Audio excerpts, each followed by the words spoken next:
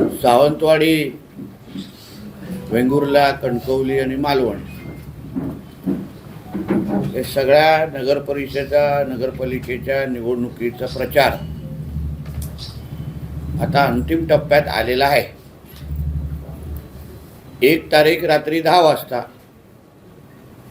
हा प्रचार संपणार आहे आणि 2 डिसेंबरला या 4ही शहरांचे नगराध्यक्ष आणि नगरसेवक कोण असणार ह्यासाठी मतदान ह्या 4ही शहराच्या लोक मतदार करणार आहेत. आणि जसं मी पहिल्या दिवसापासून मी सातत्याने सांगत आलेलो आहे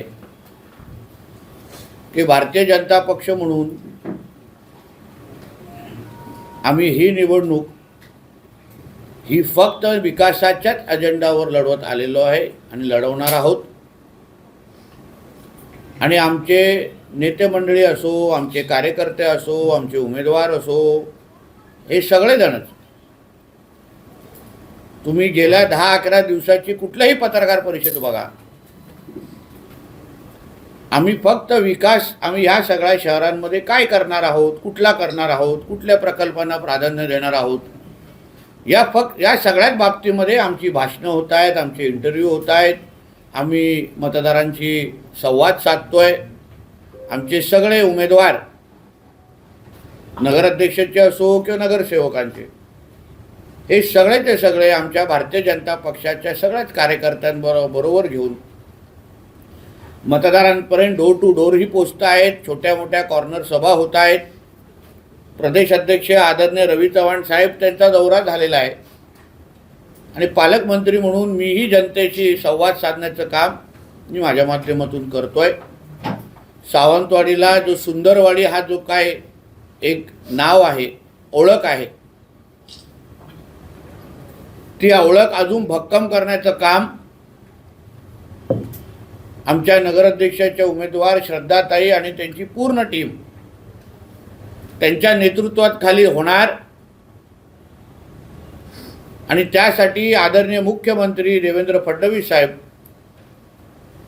पालकमंत्री म्हणून मी स्वतः, खासदार म्हणून स्वतः राणे साहेब, आम्ही सगळेचे सगळे सत्तेचे प्रतिनिधी म्हणून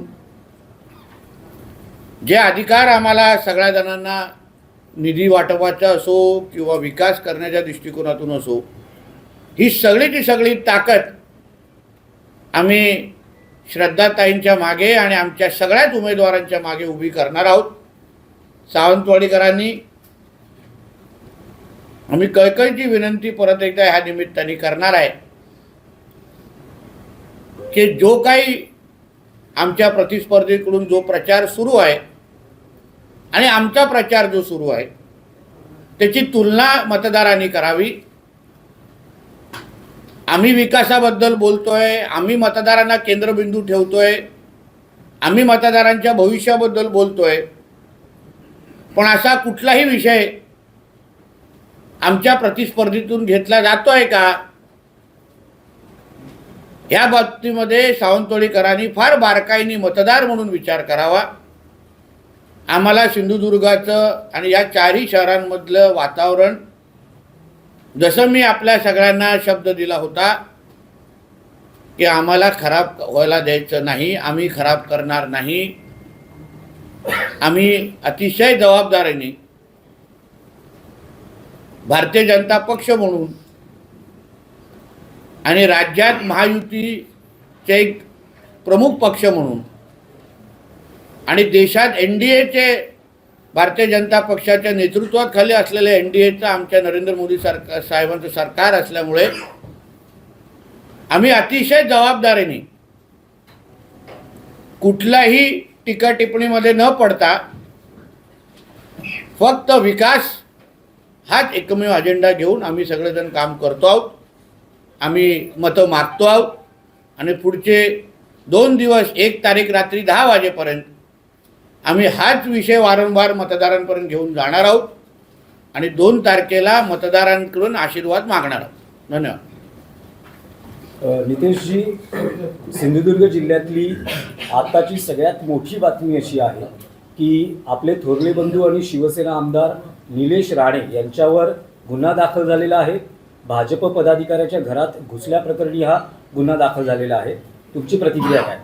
मला असं वाटतं, मी पहिल्या ही पत्रकार परिषद सुरू असताना मी तुम्हाला सुरू केल्यावरच सांगितलं, आम्ही ही निवडणूक विकासाच्या अजेंडावर लढवतो आहे. आमच्यासाठी मतदार हा केंद्रबिंदू आहे आणि म्हणून भारतीय जनता पक्ष म्हणून मतदारांना काय हवं आहे, मतदारांची स्वप्न कुठली पूर्ण करायची आहे, मतदारांच्या आशा आकांक्षा काय आहेत आणि आमची बाजू कशी भक्कम आहे हे सांगण्यासाठी ही निवडणूक लढवतो आहे. निवडणूक आयोगाने काय करावं, पोलीस खात्याने काय करावं हे सांगण्यासाठी ही आमची निवडणूक नाही किंवा आम्ही लढवत नाही. आजची पत्रकार परिषद पण भारतीय जनता पक्षाचा एक नेता म्हणून, कार्यकर्ता म्हणून माझ्या सर्व सहकाऱ्यांबरोबर परत एकदा मतदारांना साथ घालणं, परत एकदा मतदारांसमोर आमची बाजू मांडणं या दृष्टिकोनातून ही घेतलेली पत्रकार परिषद आहे. तुम्ही आमदार दीपक केसरकरांबद्दल म्हटलं होतं की त्यांचा छोटा पाठिंबा तुमच्यासोबत आहे. ते म्हणतात की असं काहीतरी मी बरा नसताना माझ्याबद्दल गैरसमज पसरवणे चुकीचं आहे आणि लोकांकडून भावनिक मतदान घेणं. मला असं म्हणणं आहे की आजारपण आणि निवडणुकीचा काय संबंध हे मला पहिले सांगा. हा संबंध मला असताना मला कोणीतरी विश्लेषण करा किंवा मला समजवा, माझ्या ज्ञानात भर टाका. कोण आजारी आहेत, बरे आहेत, प्रत्येक बरेच राहावेत अशी आमची सगळ्यांची अपेक्षा आहे. फक्त मुद्दा माझा एवढंच आहे की जे प्रश्नाचं मी म्हणून उत्तर दिलेलं आहे, श्रद्धाताईंच्या उमेदवारीला राजघराण्याने केलेलं आमच्या सावंतवाडीमध्ये जे काही योगदान दिलेलं आहे, आमच्या लखमराजेजींनी जे पत्रकार परिषद घेतली त्याच्यामध्ये त्यांनी स्पष्ट आपली भूमिका राजघराण्याचे एक सदस्य म्हणून केलेली आहे. उद्या राजघराणं म्हणून सावंतवाडीमध्ये जसं आत्तापर्यंत सुंदरवाडीचा पूर्ण प्रवास हा राजघराण्याच्याच आशीर्वादाने होत आलेला आहे, तशीच पुढचाही प्रवास अजून चांगलं करण्याच्या दृष्टिकोनातून राजघराणंच त्याच्यामध्ये चांगली केंद्रस्थानी असणार आणि प्रत्येक बाबतीमध्ये ते सहकार्य करणार. आता ह्यावर आदरणीय दीपक केसरकरजींनी सांगावं की राजघराणे जे बोलत आहे त्याला मला पाठिंबा नाही. माझ्या प्रश्नाला टोलवाटोलवी करणं म्हणजे प्रश्नाला उत्तर देणं आणि आजारपणाचं कारण बाहेर आणणं असं नाही. केसरकरजी बरे व्हावेत, असे अतिशय ठणठणीत व्हावे अशी आमची सगळ्यांची अपेक्षा आहे आणि होतीलच. त्यांनी असं म्हटलं की आपला राजकीय अस्तित्व संपवण्याचा काही विरोधकांकडून कट रचला जातो आणि त्याला सावंतवाडीकरांनी नितेशजी, त्यातलंच एक विधान आहे. काल दीपक केसरकर असं जाहीर सभेत म्हणाले की नारायण राणे यांचं सिंधुदुर्गातलं राजकीय महत्त्व कमी करण्यासाठी कट रचला जातो आहे. हे कोण म्हणतंय? दीपक केसरकर म्हणतात आणि तुमच्या बंधू किती लोक बघा हसतायत. दीपक केसरकरजींनी असं सांगावं की राणे साहेबांचा संपवण्याचं कट रचला जातो हे दीपक केसरकर साहेब म्हणतायत. मग 14 पासून कोणी काय केलं? किती हसतायत बघा. 2014 पासून कोणी सुरुवात केली? राणे साहेबांच्या विरोधात दहशतवाद हा विषय कोणी चुकीची त्यांची प्रतिमा खराब केली? 14 पासून ते 24 पर्यंत हा जो काही प्रवास राणे साहेबांचा आणि राणे कुटुंबाचा झालेला आहे त्याची सुरुवात कोणी केली? 2014ला. तुम्ही ज्येष्ठ पत्रकार आहात, तुम्हाला माहिती आहे 14ला काय झालं.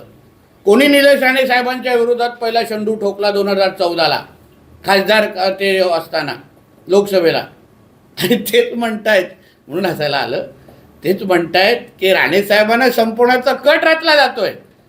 अहो, भारतीय जनता पक्षाने सन्मान्य राणे साहेबांना जो सन्मान दिला, भारतीय जनता पक्षाने जो राणे साहेबांबरोबर आज पूर्ण राणे साहेबांना जे काही ताकदीने उभं केलेलं आहे, आज भारतीय जनता पक्ष नसता, आज नसता तर राणे साहेबांनी ही पूर्ण ताकद उभी राहिली नसती. तेव्हा हेच सगळे विरोधात होते राणे साहेबांना संपवण्यासाठी. पण भारतीय जनता पक्ष आमच्यावर उभा राहिला. भारतीय जनता पक्षाने मान सन्मानाने साहेबांना पक्षामध्ये घेतलं. भारतीय जनता पक्षाने साहेबांना खासदार बनवलं. भारतीय जनता पक्षानेच आम्हा लोकांना, आम्ही असो, आमचे सहकारी असो, आम्हाला बरोबर घेतलं, आशीर्वाद दिला, प्रत्येकाला पदं दिली. मला आमदार केला, मला मंत्री केलं, सन्मान्य राणे साहेबांना केंद्रीय मंत्री केलं, ह्याच भारतीय जनता पक्षाने केलं, ह्याच आदरणीय नरेंद्र मोदीजींनी केलं, ह्याच आदरणीय अमित शाह साहेबांनी केलं, ह्याच आदरणीय आमच्या फडणवीस साहेबांनी केलं, ह्याच आदरणीय रवी चव्हाण साहेबांनी केलेलं आहे. तेव्हा नाही आलं यांच्यातलं कोण. भारतीय जनता पक्षाने तर या सगळ्या हे दिवस आम्हाला दाखवलेले आहेत. आणि आज कट रचला, म्हणजे त्यांनी असं बोलावं की कट रचला जातोय तर राणे साहेबांना संपवण्यासाठी. अहो, आज गेल्या दौऱ्यामध्ये जेव्हा आमचे चव्हाण साहेब जिल्ह्यामध्ये आलेले, आमच्या राणे साहेब पण जिल्ह्यामध्ये होते, फोन केला, दादा मी तुम्हाला भेटायला येतोय. गेले कणकोलीच्या घरी, जेवले, त्यांच्यावर अर्धा पाऊण तास बसले, दोघंही हसले, चर्चा केली, सगळी माहिती त्यांना निवडणुकीची दिली आणि मग घरी तिथून जिल्ह्यातून निघून गेलेले आहेत रवी चव्हाण साहेब पुढच्या बैठकीसाठी. आज आदरणीय फडणवीस साहेबांनी ज्या पद्धतीने आमच्यासाठी उभे राहिले आहेत ना, फडणवीस साहेब ज्या पद्धतीने अमित शाह साहेब उभे राहिलेले आहेत ना, हे आम्हालाच माहिती आहे. आम्हाला माहिती आहे ना, 2014च्या नंतर आमच्यावर कोणी केसेस टाकल्या, आम्हाला कोणी जेलमध्ये पाठवलं, हे सगळं माहिती आहे. पण आम्हाला, जसं मी तुम्हाला सुरुवातीला काय बोललो, महायुती आणि NDA मान ठेवणं हे आमच्या वरिष्ठांनी आम्हाला सांगितलेलं आहे. कोणी किती काय बोललं तरी तुम्ही बोलायचं नाही, तुम्ही शांत बसा, तुम्ही विकासाची भाषा करायची. आपल्याला निवडणूक हे ह्या सिंधुदुर्गच्या सावंतवाडी, कणकवली, मालवण, वेंगुर्ल्याच्या जनतेला केंद्रस्थानी ठेवून लढवायचं आहे. महायुती टिकवण्याची जबाबदारी ही आमची आहे. आम्ही सगळी भूमिका, तुम्ही म्हणून बोललो ना दिनेशजी, आमची भाषणं बघा 11-12 दिवसाची, आमच्या कोणाचे इंटरव्ह्यू बघा, एका तोंडाने आम्ही महायुतीवरच्या घटक पक्षावर टीका केलेली नाही आहे, एका तोंडाने केलेली नाही आहे. एक इंटरव्ह्यू मला दाखवा जिथे आम्ही त्यांच्यावर टीका केलेली आहे. आणि म्हणून आम्हा लोकांना ह्या सगळ्या गोष्टी बोलणं, आम्ही संयम ठेवून आहोत 2 तारखेपर्यंत. आम्ही कोणाला काय नाही बोलणार. युती का तुटली नाही तुटली, अरे निवडणूक संपायला आली तरी पण आमचे पत्रकार मित्र तोच प्रश्न विचारतात, युती का तोडली. अरे संपायला आली, मतदान व्हायला आलं, आता मतदान व्हायला आलं. मला वाटतं 5 तारखेपर्यंत पण तोच प्रश्न विचारणार, युती का तुटली. झाली निवडणूक, संपली, आमच्या श्रद्धाताई झाल्या नगराध्यक्ष, तरी युती का तुटली. विकासावर बोलू, चर्चा करू. आता मला सांगा, युती तुटण्याची काय कारणं होती, कोणची काय चर्चा होती. सावंतवाडीचा नगराध्यक्ष शेवटचा कुठल्या पक्षाचा होता, काय कुठल्या पक्षाचा, भारतीय जनता पक्षाचा होता ना. वेंगुर्ल्याचा कुठल्या पक्षाचा होता, सांगा मला. आता दोन्ही अगर जागा भाजपच्या होत्या तर मग भारतीय जनता पक्षाचा नगराध्यक्ष आम्ही बसवणार कसं सोडणार, सांगावं ना मला. शिवसेनेचा असेल, पोटनिवडणूक आम्ही मोजत नाही. अरे पोटनिवडणूक म्हणजे निवडणूक असते भारतीय जनता पक्षाचा, मग ते जागा आम्ही कशी सोडायची मला सांगा मला. म्हणून ही चर्चा करण्यासाठी 2 तारखेच्या नंतर वेळ आहे. तुम्ही परत एकदा आम्हाला विनंती करतो, सिंधुदुर्गात या, निवडणूक सोडून पण कधीतरी मी तुम्हाला माहिती देतो ना, पण आता आम्ही विकास सोडून बोलणार नाही. पण नितेशजी, तुम्ही जे म्हणालात की भाजपनं तुम्हाला भरभरीत दिलेलं आहे, घवघवीत यशही दिलेलं आहे, असं असताना प्रश्न पत्रकार या नात्यानेही आहे आणि जे राजकीय विरोधक तुमचे जे म्हणता आहेत की नारायण राणे साहेबांची इच्छा होती जिल्ह्यात युती व्हावी, रत्नागिरीत युती होते पण सिंधुदुर्गात का युती होऊ शकली नाही. विरोधक असंही म्हणता आहेत की राणे साहेबांचा शब्द मानला. राणे साहेबांची इच्छा ही होती की शहर विकास आघाडी होऊ नये, कणकोली शहर विकास आघाडी होऊ नये, शिंदे साहेबांनी उद्धवजींबरोबर जाऊ नये, ही विधान त्यात राणे साहेबांचं होतं. शेवटी राणे साहेबांना हे प्रगल्भ नेते आहेत, त्यांना युत्या आघाड्या राज्याचे मुख्यमंत्री राहिलेले आहेत, त्यांना राज्य कसं चालवायचं, कशा युत्या आघाड्या होत्या हे त्यांनी आयुष्यभर अतिशय बारकाईने पाहिलेलं आहे. आणि म्हणून प्रस्ताव आले गेले, टेबलावर काय झालं नेमकं ह्याची अतिशय उत्तम संवाद रवी चव्हाण साहेब आणि राणे साहेबांचा आहे, अतिशय उत्तम संवाद फडणवीस साहेब आणि राणे साहेबांचा आहे. आणि म्हणून त्या लोकांना माहिती आहे ना काय विषय आहे, त्यांना माहिती आहे ना युती काय परिस्थिती कशी आहे, कशी होत नाही, काय मागण्या केल्या, सगळ्या टेबलावर माहिती आहे. आता आपल्याला सांगितलं फक्त चुकीचं चित्र दिलं जातं, आम्ही सगळंच द्यायला तयार होतो. अहो नगराध्यक्षपद मागत होते, भाजपकडून भाजपचं हक्काचं नगराध्यक्षपद मागत होते. आम्ही बोललो का त्याबद्दल? मी गप्प होतो ना एवढा वेळ. आम्ही नाही बोललो, कारण का आम्हाला माहिती आहे विकासावर बोलण्यासाठी काहीच नाही ना. 2019 पासून मल्टी स्पेशलिस्टची जागा देण्याची क्लिअर झालेली, जागा बिगा सगळी निश्चित झाली, तरी पण केसरकरांना का जमलं नाही ते संपवण्याचं, म्हणजे ती जागा मिळवून देण्याची. का अजूनपर्यंत आरोग्याची व्यवस्थेबद्दल सावंतवाडी आणि वेंगुर्ल्याचे लोक आजही बोंब का मारतायत? आपण आमदार आहात ना, आपण मंत्री झालेला आहात ना, उत्तर द्या ना जनतेला. आरोग्याची व्यवस्थेबद्दल का केलं नाही? काय डॉक्टर का दिले नाही तिथे? का लोकांना आरोग्यासाठी आज बांबुली म्हणून गोव्याला जायला लागतंय? सांगा, उत्तर द्या. म्हणून माझं असं म्हणणं आहे, ह्याच्यामध्ये उगाच राजकारण कोणी करू नये. आमच्या रवी चव्हाण साहेबांवर कोणीही आरोप अशा पद्धतीने करू नये. चव्हाण साहेबांनी आदरणीय राणे साहेबांसाठी लोकसभेच्या निवडणुकीमध्ये काय केलं हे आम्हाला चांगलं माहिती आहे. विधानसभेसाठी काय केलं हे चांगलं माहिती आहे. आणि मी आज पण सांगतो, आदरणीय निलेशजींचा पण बळीचा बकरा केला जातोय, त्यांना एकटं पाडलं जात आहे. का दुसरा शिवसेनेचा नेता बोलत नाहीये? का बोलत नाहीये? उदयजी येऊन का रवी चव्हाण साहेबांवर टीका करत नाहीये? त्यांनाच का पुढे बोला? अजून निलेशजींच्या समर्थनात एक पण शिवसेनेचा नेता का उतरत नाहीये? तिथे ते गुलाबराव पाटील कुठल्या तरी राज्यातल्या एका जिल्ह्याच्या शहराच्या नगरपालिकेमध्ये राणे साहेबांची कशी खिल्ली उडवते, तुम्ही खिल्ली उडवता, दाखवू का व्हिडिओ? दाखवू का व्हिडिओ? मग का कोण बोलत नाहीये? निलेशजी बोलतात ते खरं, एक शिवसेनेचा नेता बोलत नाही, ना रत्नागिरीचा, ना कोकणातला, ना महाराष्ट्रातला. त्यांना का एकटं पाडलं जातंय? का नाही सपोर्टिंग? आपले दीपक केसरकर साहेबांनी घ्यावं, रवी चव्हाण साहेबांचं नाव घ्यावं ना. तोडवतात कशाला एक प्रश्न. म्हणून या बाबतीमध्ये 2 तारखेनंतर जसं निलेशजी बोलले आहेत, आम्ही लोक आपण बसू, फडणवीस साहेबांबरोबर बसू, चव्हाण साहेबांबरोबर बसू, महायुती म्हणून ह्याच्यातून काय मार्ग निघतो आपण पाहू ना. पण उगाच त्याच्यामुळे ह्या निवडणुकाच विकासात सोडून, अरे 11 महिने आम्ही मेहनत केली आहे. मी पालकमंत्री म्हणून मेहनत केलेली आहे. मी 11 महिन्यामध्ये राज्य सरकार म्हणून आम्ही भरपूर या शहरांना निधी दिलेली आहे, कामं केलेली आहे. त्याच्यावर बोलायचंच नाही, त्याच्यावर चर्चाच करायची नाही. सावंतवाडीसाठी काय तुमचा विकासाचा प्लॅन आहे हा विचारत नाही. इथे केस झाल्या, तिथे केस, एवढंच इंटरेस्ट. आजचा आक्षेप आहे. मल्टीस्पेशालिटी आणि मल्टीस्पेशालिटीचा मुद्दा तुम्ही काढला. 2014 पासून महायुतीचं सरकार राज्यात आहे, मुख्यमंत्री देवेंद्र फडणवीस होते. आजही तो प्रकल्प झालेला आहे. दुसरीकडे ज्या रेल्वे टर्मिनसचा कारण फोडला गेला ते पण आज अदृश्य दिसतं. हो, पण तुमच्या आमदारांना उत्तर मागितलं पाहिजे तुम्ही. आमदार तुमचे पालकमंत्री पण होते. आज मी पालकमंत्री आहे ना, मी प्रश्न सोडून दाखवतो लखमराजे आणि आमचे श्रद्धाताईंबरोबर, ऑन रेकॉर्ड सांगतोय, ऑन रेकॉर्ड. पण त्याचबरोबर तुमच्या सावंतवाडीच्या प्रायव्हेट डॉक्टरांना पण विश्वासात घेणार मी. चांगली आरोग्य सेवा देण्याची जबाबदारी ही पालकमंत्री म्हणून माझी आहे आणि मी देणार, कुठल्याही परिस्थितीत देणार. मला नाही आवडत माझी मुलं, आमच्या जिल्ह्यातली मुलं गोव्याला नोकऱ्यांसाठी जातात, आम्हाला नाही आवडत.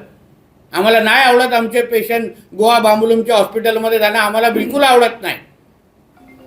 म्हणून तर राणे साहेबांनी या जिल्ह्यामध्ये एवढं मोठं हॉस्पिटल बांधलं. आणि म्हणून ज्या ज्या पद्धतीने पाहिजे त्या त्या पद्धतीची आरोग्य शासकीयची व्यवस्था आहे. आज पालकमंत्री अधिकार माझ्याकडे, मी तुम्हाला निश्चितपणे नीट करून दाखवू. साहेब, दीपक केसरने असं म्हटलं की गेली 30 वर्ष सावंतवाडी शहर मी शांत ठेवलं, विकास केला, त्यामुळे आता चुकीच्या लोकांच्या हातात तुम्ही सत्ता देऊ नका. काय झालं सावंतवाडीमध्ये असं अशांत असं काय झालं? कृपया मला सांगा. तुम्हाला कुठल्या एक घटना रिपोर्ट करायला लागली, एक तरी घटना कुठल्या तरी रिपोर्ट करायला लागली. आज मी जिल्ह्याचा पालकमंत्री आणि कॅबिनेट मंत्री आहे राज्याचा.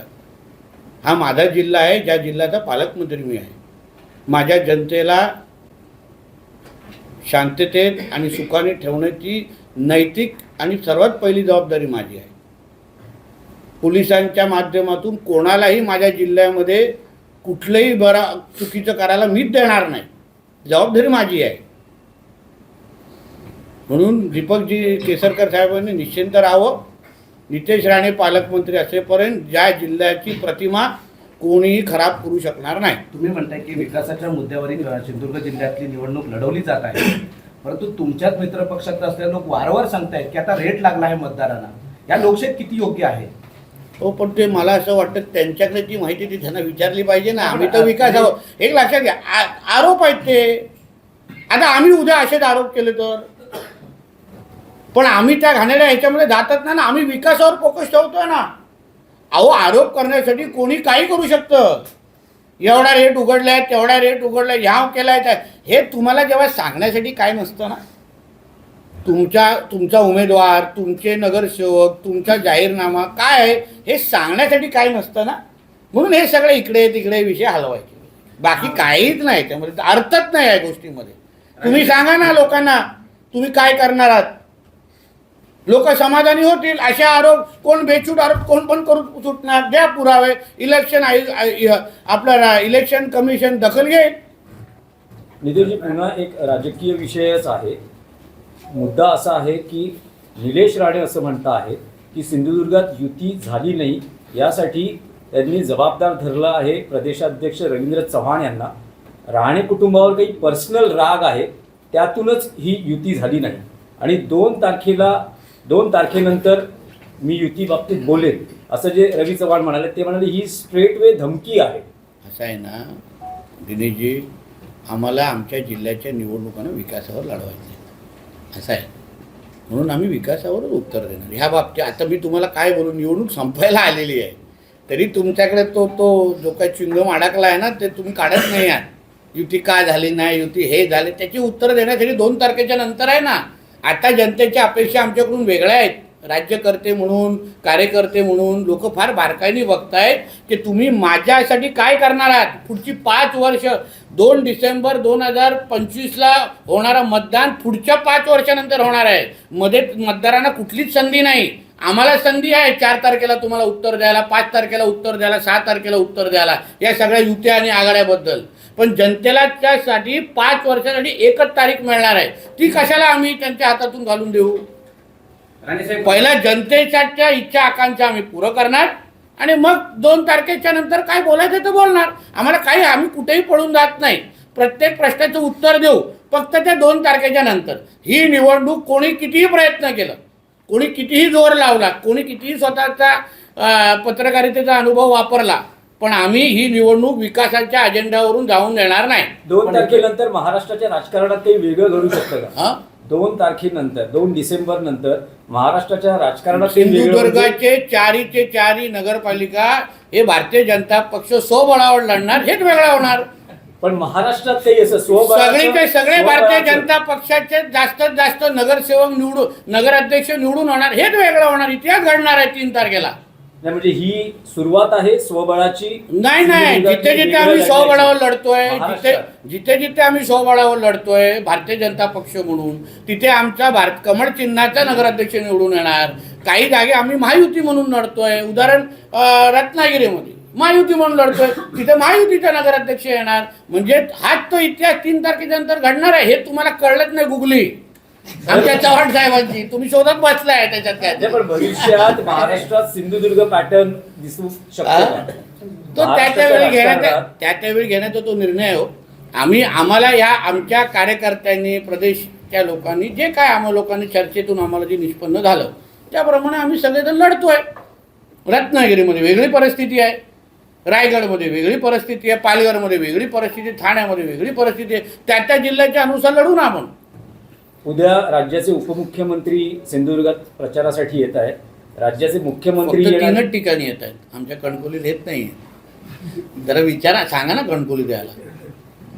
उद्धवजींच्या जिल्हा प्रमुखांसाठी प्रचार करणाऱ्यांसाठी एकनाथ शिंदे साहेब आमचे वरिष्ठ नेते आहेत, फार ज्येष्ठ नेते आहेत. त्यांना सांगा आमच्या कणकोलीत पण या. शहर विकास आघाडी आणि उद्धवजींच्या जिल्हा प्रमुखांसाठी निवडणूक मतदान मागण्याचे तिथे काय येत नाही. 3 जागी ऐकलं मी ठिकाणी आहे. 3 जागी प्रचार आहे त्यांचा. तुमचे जवळचे संबंध विचारा त्यांना. नाही, पण कणकवलीत काय येत नाही तुमचं काही विश्लेषण त्यांना विचारायला पाहिजे ना. मग आम्हाला आमची त्या 3 जागी कार्यकर्त्यांना आहे, मग तिथे का नाही. कणकोलीत उद्धवजींच्या जिल्हा प्रमुखांसाठी काय येत नाही आहे? पॅनलमध्ये उभाटा, शिंदे सेना सगळे आहेत तिथे. राणेसाहेब, सिंधुदुर्ग जिल्ह्यात तुम्हाला की 2014 पासून ते 24 पर्यंत लोकांनी दहशतवाद, भ्रष्टाचार हे सगळ्या मुद्द्यांवर निवडणुका भावनिक मुद्द्यावर लढवल्या गेल्या. लोकसभेमध्ये नारायण राणेंना भरभरून लोकांनी इथल्या मतदान केलं. विधानसभेत तुम्हाला महायुतीला मतदान केलं. लोकांना इथली अपेक्षा सिंधुदुर्गवासियांना आहे विकासाच्या मुद्द्यावर निवडणूक व्हावी. तुमचे आरोप प्रत्यारोप आम्हाला नको. मग आता या निवडणुकीला वारंवार विकासाचे मुद्दे सोडून भावनेच्या तुम्हाला मी मुद्द्यावर माझ्या प्रचार प्रमुख पण होणार. माझी भाषा बोलतोय तू. हेच तर मी बोलतोय पत्रकार परिषदेमध्ये. हे नाव लिहून गेले बाबा. एकनाथ शिंदेजींच्या सभेला उत्तर देण्यासाठी हे. तर हेच तर मी बोलतोय ना. अरे बाबा, विकासाच्या अजेंडावर लढवायचं सांग ना तुझ्या मुंबईच्या मित्राला. साहेब, इथे असं होतं की काय हो काय हो नाही, प्रत्येक वेळी कट रचला जातोय म्हटलं जातं. आम्हाला संपवलं जात आहे. हे मुद्दे आणून लोकांना काय ते कन्फ्युज केलं जात आहे. त्यात दीपक केसरकर यांचं असंही म्हणणं आहे की राणेसाहेब प्रचारात दिसत नाहीये. हो, कारण का तो राणेसाहेबांनी घेतलेला निर्णय. राणेसाहेब ज्येष्ठ नेते आहेत. त्यांनी ठरवावं कुठे प्रचार करावं का नाही करावं. त्या दिवशी कणकवलीच्या आमच्या सगळ्या उमेदवारांना भेटले, आशीर्वाद पण दिले. ठरवलं त्यांनी. तो राणेसाहेबांचा प्रश्न आहे. राणेसाहेब टॅक्स फ्री आहेत. नितेश साहेब, एक स्थानिक प्रश्न आहे. राणेसाहेब, धन्यवाद. स्थानिक प्रश्न आहे. आपण ज्या संस्थांच्या राजवाड्यात आहात, ह्या संस्थांचा कारभार बापूसाहेब महाराजांनी चालवला आणि त्यांना महात्मा गांधींनी रामराज्य म्हटलं. या संस्थांवर आज तगायत कोणी वाकड्या नजरेने पाहिलं नव्हतं. कोणी युवराज असो, राजेसाहेब असो, त्यांना मानाचा मुजराच केला जात होता. त्या संस्थांवर या निवडणुकीच्या निमित्ताने आज टीका टिप्पणी होते. कसं पाहताय आपण? दुर्दैवी आहे, अतिशय दुर्दैवी. कारण का ह्याचं कारण असं आहे, राजघराणं हे राजकारणाच्या पलीकडचं आहे. त्यांचं स्थान सिंधुदुर्गांसाठी किंवा सावंतवाडीसाठी हे राजकारणाच्या पलीकडचं आहे. मी वारंवार ह्या निवडणुकीमध्ये माझी भाषणं बघा, आमचे इंटरव्ह्यू बघा, मी वारंवार सांगतोय. श्रद्धाताई असतील, रखमराजे असतील किंवा राजघराण्यातल्या प्रत्येक व्यक्तीने आज ज्या सावंतवाडीमध्ये आपण उभे आहोत, ह्यांनी आपलं योगदान दिलं नसतं ना, आज आपण या सावंतवाडीमध्ये उभे पण नसतो. म्हणून ह्या राजघराण्याच्या घरातला एक व्यक्ती जेव्हा अगर निवडणुकीसाठी लढत असेल, तेव्हा जाऊन आपण टीका टिप्पणी करतोय, त्यांच्यावर टीका करतोय. उद्या अगर ह्यांनी त्या काळात, उद्यापेक्षा त्या काळात अगर ठरवलं असतं की आम्हाला सावंतवाडीकडे काहीच करायचं नाही, तर झालं असतं का? सावंतवाडी घडली असती का आपली? म्हणून ह्यांच्यावर टीका करणं म्हणजे सावंतवाडीच्या अस्मिता आणि स्वाभिमानावर टीका करण्यासारखी बाब आहे. आणि म्हणूनच त्याची दखल माझ्या पलीकडे सावंतवाडीची जनता निश्चित पद्धतीने घेणार. आज श्रद्धाताई प्रत्येक घराघरापर्यंत पोचल्या आहेत, प्रत्येकाशी संवाद साधतायत. प्रत्येकजण त्यांना आपल्या घरातली मुलगी आणि सून म्हणून त्यांना स्वीकारतायत, त्यांना आशीर्वाद देत आहेत. आणि त्याच आपुलकीने प्रत्येकाशी भेटतात. त्यांना भेटल्यानंतर कोणच आता त्यांच्या एवढे म्हणजे सावंत आत्ता पण त्या फिरत आहेत, कोणच बोलणार नाही ह्या राजघराण्यातल्या आहे. एवढ्या सामान्य व्यक्तीसारख्या आमच्या श्रद्धाताई सगळ्यांची बोलतायत, चर्चा करतायत. लखमराजेजी दिवस रात्र भारतीय जनता पक्षासाठी काम करतायत, मेहनत करतायत. प्रत्येक परवा त्यांची झालेली पत्रकार परिषद फार बारकाईने बघा, ऐका. आणि म्हणून ह्या सगळ्या गोष्टी आज राजघराण्याच्या बाबतीवर नुसतं घाणेरडं राजघराणे संपला, ह्याचं उत्तर 3 तारखेला भेटेल. नितेश साहेब, सावंतवाडी शहराची लोकसंख्या दिवसेंदिवस वाढत असली तरी सह्याद्री पट्ट्यातील अनेक लोक या ठिकाणी स्थायिक होतात. मात्र या ठिकाणची युवक आहेत, सुशिक्षित बेरोजगार आहेत, ते पुणे, गोवा, मुंबई येथे स्थलांतरित होतात. काही लोक अपडाऊन इकडनं गोव्यात नोकऱ्या करतात. रस्त्यात त्यांचे अपघात होतात. एकुलते एक कुटुंबातला करता मुलगा त्याच्या अपघातात बळी ठरतो. या ठिकाणी चांगलं हॉस्पिटल नाही, त्याचप्रमाणे या ठिकाणी रोजगार पण नाही. रोजगारासाठी कुठं आपल्या ह्याच्यामध्ये दोडागामध्ये आढाळी MIDC आहे, त्याबाबत आपलं काय धोरण असणार? आणि हॉस्पिटल मल्टीस्पेशालिटी हॉस्पिटल बाबत ठराविक टाइम बॉम्ब काय असणार? असं आहे की रोजगाराच्या दृष्टिकोनातून आपण या सरकारच्या पहिल्या वर्षामध्ये आहोत, पुढची 4 वर्ष आहे. आणि पुढची 5 वर्ष माझ्या खात्याच्या दृष्टिकोनातून तरी अगर तुम्ही पाहिलं, मी आज बंदर विकास मंत्री पण आहे. आपल्याकडे रेडी बंदर आहे, गोवा शिपयार्ड आपल्या इकडे प्रकल्प लावण्यासाठी इथे 400 एकरच्या शोधत आहेत. ते लोक इथे हे करणार आहेत. काही बोटी बनवण्याच्या ज्या बॅटऱ्या लागतात बोटी चालवण्यासाठी, त्यांची फॅक्टरी आपण इथे आणतो आहे. कॅन्डेला नावाची बोट जी आपण मुंबईमध्ये तिला जलवाहतूकसाठी वापरणार आहोत, त्याची फॅक्टरी आमच्या सिंधुदुर्गामध्ये लागणार आहे. म्हणून ह्या माझ्या दृष्टिकोनातून किंवा माझ्या खात्याच्या दृष्टिकोनातून पण अगर तुम्ही विचारलं तर निश्चित पद्धतीने 5 वर्ष जेव्हा आम्ही आमची कारकीर्द पूर्ण करू तेव्हा किमान 60 ते 70% मुलं जे आज गोव्यामध्ये तरुणी काम करतायत त्यांना परत एकदा आमच्या सिंधुदुर्गामध्ये आणण्याचं काम हे आमच्या महायुतीच्या सरकारच्या माध्यमातून निश्चित पद्धतीने होईल. शिरोड्यामध्ये आपलं पहिलं ताजचं 5 स्टार हॉटेल येत आहे. झी सिने अवॉर्डसारखे कार्यक्रम आमच्या सिंधुदुर्गामध्ये होत आहेत. म्हणून 5 वर्षाच्या कारकीर्द बघा तरी गावडेजी, तुम्हाला हा प्रश्न 5 वर्षानंतर विचारायला लागणार नाही, एवढी काळजी आम्ही घेऊ. मल्टीस्पेशलिस्ट संदर्भात काय करायचं, कसं करायचं, सगळ्यांना विश्वासात घेऊन मी परत सांगते.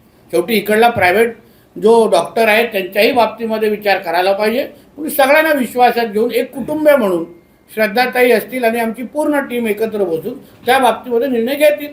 तुमच्या अजेंड्यामध्ये साहेब एक शिरशिंगे धरणाचं पाणी सावंतवाडी शहराला आणलं जाणार असं अजेंडामध्ये आहे, तुमच्या जाहीरनाम्यात आहे. पण केसरकर म्हणतात की ते शिरशिंगे धरण 650 कोटी रुपये मी मंजूर करून आणले आणि आता ते मंजूर झालं आहे, म्हणजे ते गेल्या 10 वर्षापूर्वी होतं. आणि ते शिरशिंगे धरणाचं पाणी सावंतवाडीला कसं येणार? माझगाव धरणामध्ये केलंय, उडेली धरण सावंतवाडी शहराच्या 24 तास पाण्यासाठी केलंय, मग हा शिरशिंगे धरणाचं पाणी कसं येईल? त्यासाठी तुम्ही 2 तारखेची वाट पहा.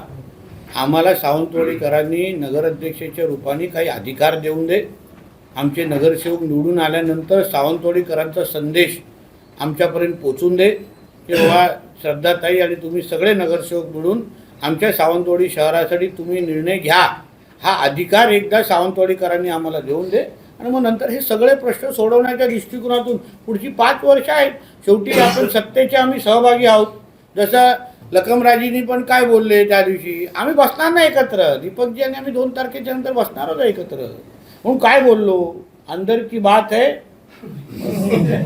कितींदा बोलू तुम्हाला, आम्ही बसणार एकत्र, चर्चा करून हे सगळे विषय एकत्रच मिटवणार आहेत. आदरणीय मुख्यमंत्री, आदरणीय उपमुख्यमंत्री, दोन्ही उपमुख्यमंत्री आणि आम्ही सगळेजण महायुती म्हणूनच आम्ही पुढे कारभार करणार आहोत. आणि साहेब सावंतवाडी शहरातील बहुतांशी जागा मोक्याच्या जागा नगरपालिकेने आरक्षित करून गेले अनेक वर्ष ठेवले. आपल्या बाजूला माजी नगराध्यक्ष बसले, त्यांना माहिती आहे, पण अद्यापर्यंत त्या आरक्षित जागेवर काही केलं गेलं नाही. म्हणून बोलतो त्याची एक योग्य प्लॅनिंग. आता श्रद्धाताईंची काही भाषणं तुम्ही बघा, त्यांच्यासाठी सावंतवाडीचा डेव्हलपमेंटचा प्लॅन पर्यटनाच्या आधारे या सावंतवाडी शहराला 18 प्रकारच्या नागरी सुविधा असो, पर्यटनाच्या दृष्टिकोनातून विविध एंटरटेनमेंट आणि या सगळ्या गोष्टीसाठी ज्या लागणाऱ्या प्रकल्प त्याला लागणाऱ्या ज्या जागा असतील त्यावेळी ह्या सगळ्या गोष्टी वापरल्या जातील. साहेब, तुम्ही मगाशी म्हणालात की अंदर की बात आहे. राजघराण्याचं जेव्हा नाव पुढे आलं सावंतवाडी नगराध्यक्ष पदासाठी, त्यानंतर दीपक केसरकर हे तुम्हाला 2 वेळा भेटले होते. त्यांनी तुमच्याकडे काही प्रस्ताव ठेवलेला होता, ओके, आणि तो प्रस्ताव कुठेतरी तुम्ही स्वीकारला नाही, म्हणून मग आम्हाला हा निर्णय घ्यावा लागला. असं काय नाही. माझ्याकडे जेव्हा विचारलं पहिलं तर मी त्यांना एकच मुद्दा बोललो, जेव्हा राजघराण्यांनी लढवण्याची इच्छा व्यक्त केली आहे तो आपण त्यांच्याशी बोलावं. कारण माझ्यापेक्षा केसरकरजींचे संबंध आणि नातं यांच्यावर अजून वर्षानुवर्षीच आहे. आम्ही तर कदाचित आत्ता आलो असलो तरी केसरकर साहेब आणि राजघराणे हे अतिशय वेगळं नातं आहे. म्हणून मी केसरकरजींना बोललो की साहेब तुम्ही त्यांच्याशी बोला, चर्चा करा. त्यांची इच्छा आहे की भारतीय जनता पक्षाच्याच वतीने त्यांना लढायचं आहे. एक दुसरं आहे, भारतीय जनता पक्षाकडेच नगराध्यक्षाची सीट आहे. पोटनिवडणुकीमध्ये भारतीय जनता पक्षच लढले असल्यामुळे त्याला आपण या पद्धतीने आपण राजघराण्याचा मान ठेवू असं मी त्यांना आणि त्यांना हेही बोलतो, तुम्हाला ह्याच्यापेक्षा वेगळा काही निर्णय करायचा असेल तर आपण बोलावं. त्यांनी त्यांच्याशी बोलले, ह्यांनी आपलं मत व्यक्त केलं. माझं एवढंच म्हणणं होतं, तसं आमचे केसरकर साहेब मोठ्या मनाचे आहेत. त्यांनी थोडं मोठं मन ठेवून त्यांनी हा निर्णय घेतला असता तर आज ह्या सगळ्या गोष्टी झाल्याच नसत्या ना, झाल्याच नसत्या. हीच तर चर्चा वारंवार होत होती. खालच्या सीटवर काय करायचं आम्ही बसून ठरवलं असतं, त्याच्यात काय मोठी गोष्ट नव्हती. म्हणजे तुम्ही पुन्हा हक्काची सीट आमची नगराध्यक्षाची, ज्याच्यावर गेल्या पोटनिवडणुकीमध्ये भारतीय जनता पक्षाचं निवडून आलेला, ते जागर सोडायला सांगत असतील तर कसे मान्य करू कोण? साहेब, सावंतवाडीमध्ये उद्धव बाळासाहेब ठाकरे शिवसेना पक्षाचे उमेदवार नगराध्यक्षात येताना माजी आमदार जयानंद मटकरांच्या सुनेला उमेदवारी दिली आणि त्यांचे एकंदरीत उमेदवार पाहता आतापर्यंत आपण सर्वच जण म्हणत होता सत्ताधारी पक्ष की उभाटाला इथे काही मिळणार नाही उमेदवारी. असं असताना सावंतवाडीमध्ये 20 उमेदवार उभे केलेत आणि एका जनता दलाच्या पूर्वीच्या समाजवादी विचारसरणीच्या व्यक्तीला सुनेला उभे केलाय, हे आव्हान आहे का? आता हे जनतेने उत्तर द्यावं ना त्याचं. आम्ही आमची बाजू तुम्हाला परत सांगतो, आम्ही कुठलीही निवडणूक सोपी घेत नाही. आम्ही प्रत्येक निवडणूक भारतीय जनता पक्ष म्हणून अतिशय त्याच प्रामाणिकतेने, त्याच तळमळीने आणि अतिशय मेहनत घेऊन आम्ही लढवतो. कोण आव्हान आहे, कोण आव्हान, आम्ही एक तर कोणालाही कमी लेखत नाही, कोणालाच कमी लेखत नाही. प्रत्येकजण आपल्या आपल्या ताकदीचा आहे, प्रत्येकजण आपल्या आपल्या पद्धतीने त्या निवडणुका लढवतो आहे आणि म्हणून त्याही त्यांच्या पद्धतीने निवडणूक लढवत आहेत, आम्ही आमच्या पद्धतीने निवडणूक लढवतो. शेवटी हा पर्याय किंवा हा निर्णय इकडल्या मतदारांना घ्यायचा आहे. मतदारांनी ठरवायचं की बाबा हिला ह्यांना संधी द्यायची आहे की ह्यांना संधी द्यायची. आज उभाटाची अवस्था राज्यामध्ये काय झालेली आहे हे लोकांना माहिती आहे ना. आज राज्यामध्ये त्यांचे किती आमदार आहेत, राज्यामध्ये त्यांना उद्या त्यांना नगराध्यक्ष दिल्यानंतर त्या निधी आणू शकतात का, आमच्याशी संपर्कात राहू शकतात का, सावंतवाडीचा विकास करू शकतात का, हे जनतेने खुल्या डोळ्यांनी पाहावं ना. एवढं सरळ स्पष्ट आहे. भारतीय जनता पक्षाच्या नगराध्यक्ष निवडून आल्यानंतर प्रधानमंत्री, मुख्यमंत्री, पालकमंत्री हे सगळेचे सगळे भारतीय जनता पक्षाचे असल्यामुळे आम्हाला त्यांना निधी देणं अतिशय सोपं होऊन जाईल.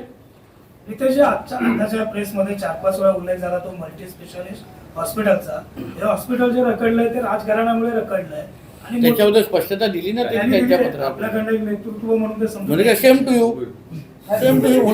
साहेब, मागच्या माझ्यापेक्षा चांगलं समजवलं आहे लखमराजेजीने आणि त्यांच्या तोंडातून तांत्रिक पद्धतीने ते समजवणं हे आपल्यासाठी अतिशय महत्त्वाचं आहे. कारण त्या राजघराण्यावर हे लोक आरोप करतायत आणि मोती तलावच गायब. अरे कसला काय विषय, ह्यांनीच केलेला आहे त्या सगळ्या गोष्टी, का गायब करा? अरे त्याच्यामुळे तर आमचा सावंतवाडीचं सौंदर्य आहे. आज अतिशय सुंदर शहर, उलट ह्यांची मदत, सगळ्यांची मदत घेऊन त्याला अजून कसं महत्त्व वाढू शकतं, त्याचा अजून कसं आपण ब्युटिफिकेशन करू शकतो, त्या बाबतीमध्ये आम्ही सगळेजण काम करणार आहोत. त्यासाठी आम्ही एकटे सगळेजण एकत्र बसणार आहोत. म्हणून उगाच जे गैरसमज राजघराण्याच्या संदर्भात पसरवले गेले आहेत ना, म्हणून बोल त्याचं उत्तर आहे ना 2 तारखेला जनता देईल. साहेब, मागच्या टर्ममध्ये भारतीय जनता पार्टीचा नगराध्यक्ष व्हावा यासाठी आपण मेहनत घेतलेली आहे, पण नगराध्यक्षांनी स्पष्ट नकार दिला आहे. ते म्हणाले की फक्त रवींद्र चव्हाण आणि श्रीदेव पाटेकरांच्या आशीर्वादाने मी नगराध्यक्ष. जुना विषय आहे बाबू, जाऊन दे. तो लहान आहे, लहान मुलांकडून चुका होतात. साहेब, वाशिममध्ये MIM चे जे आमदार आहेत, थोडं वॉशरूम मध्ये वाशिम वाशिम. हां. माझी हुसेन ते असं म्हणतायत, साहेब ते असं म्हणतायत की MIM म्हणजे पोरांचा खेळ नसून आमच्यावर जेव्हा वेळ येईल तेव्हा गल्ली गल्ली कमी पडेल. नाही, पण ही काय धमकी आहे का? ही MIMने अगर आमच्या मातीवर येऊन अगर धमकी दिली असेल तर त्यांना त्यांच्या पाकिस्तानमधला अब्बा दाखवण्याची ताकद आमच्या हिंदू राष्ट्रामध्ये चांगल्या पद्धतीने आहे. म्हणून त्यांच्या ओवेसीचा पजामाचा नाडा कसा खालती खेचायचा हा आम्हाला लोकांना चांगल्या पद्धतीने माहिती आहे. आणि तो लंगोट पण घालतो का नाही हे माहीत नाही मला. साहेब, वंतारामध्ये पाठवू नये, त्यांना त्याच्या आदिवासात सोडवायच्यासाठी बांद्यामध्ये काही जण उपोषण करतायत. त्याची मागणी माझ्याकडे येऊन दे. काही गोष्टी मलाही त्यांच्याशी संवाद साधायचा आहे. शेवटी वंतारामध्ये का पाठवलं पाहिजे ह्याच्या बाबतीमध्ये आमच्या फॉरेस्ट डिपार्टमेंटचं काही मत आहे. तिकडे असलेले फॅसिलिटीज, तिथे असलेलं त्याला मिळणारं औषध पाणी आणि सगळ्याच गोष्टी बाबतीमध्ये वंतारा हे जागतिक दर्जाचं एक केंद्र प्राण्यांसाठी तयार झालेलं आहे आणि म्हणून शेवटी प्राण्यांची काळजी हेच आपलं केंद्रबिंदू असल्यामुळे म्हणून त्यांचं जे काय मत आहे आम्ही निश्चित पद्धतीने समजून घेऊ आणि त्यांना आमचीही बाजू म्हणजे वन खात्याची पण बाजू समजावण्याचा प्रयत्न करू. शेवटी ओंकार हत्तीची काळजी जशी त्यांना आहे तशी आम्हाला सगळ्यांना आहे. साहेब, प्रचारानिमित्त फिरत होता गेले सावंतवाडीमध्ये 3 ते 4 वेळा आला. सावंतवाडीचा व्यापार म्हणजे लाकडी खेळणे जगप्रसिद्ध आहे. इथला व्यापार आज पूर्णपणे व्यापाऱ्यांची दुकानं सुद्धा आज बंद होण्याच्या मार्गावर आली आहे. हायवे बाजूला गेल्यामुळे शक्तीपीठ महामार्ग हा सावंतवाडीच्या लगतून जाणार आहे का, किंवा तुम्ही असे प्रयत्न पालकमंत्री म्हणून करणार आहात का? नाही ना, तेच बोलतो ना, आता हे शक्तीपीठ महामार्गाच्या माध्यमातून विकासाचे दरवाजे आपल्याला उघडायचे आहेत ना.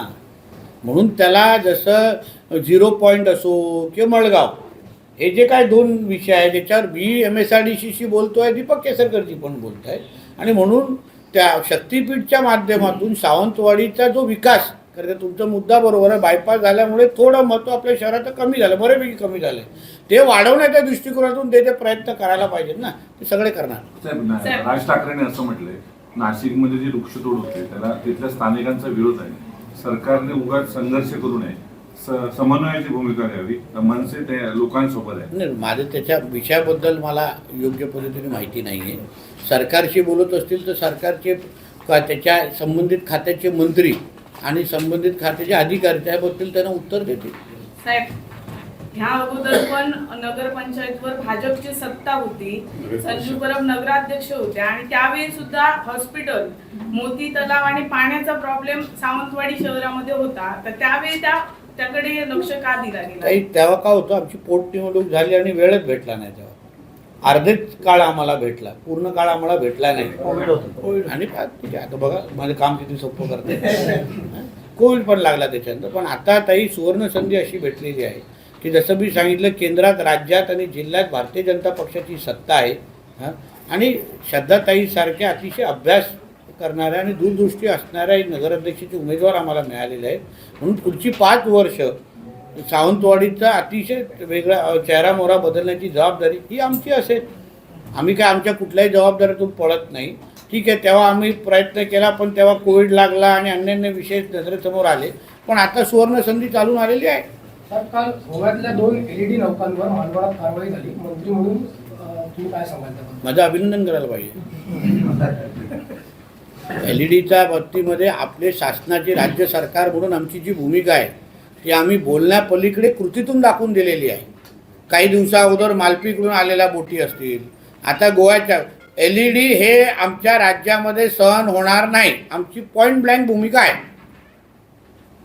म्हणून कुठल्याही बाबतीचे आम्ही गाय करणार नाही. आणि जे येतील त्यांना परत पाठवण्याची काही सोय नाही. म्हणून माझ्या खात्याच्या अधिकाऱ्यांचं मी कौतुक करीन की ते अतिशय चांगलं काम केलेलं आहे.